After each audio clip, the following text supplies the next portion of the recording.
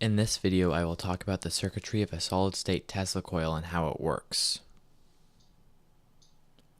On the left, you can see a schematic. On the right, you can see the board that I created from it.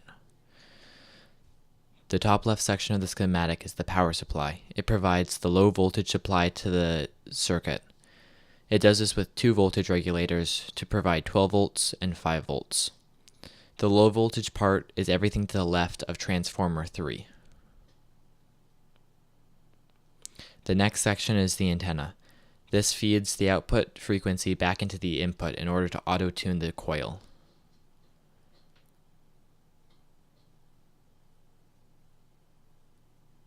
The section in the lower left is interrupter. This creates a base frequency for the coil.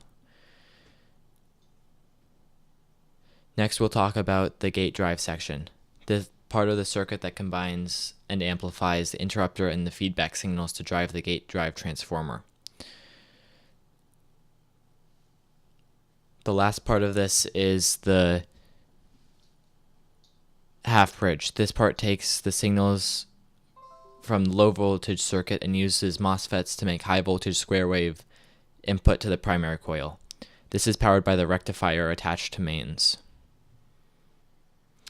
This is the board that I designed.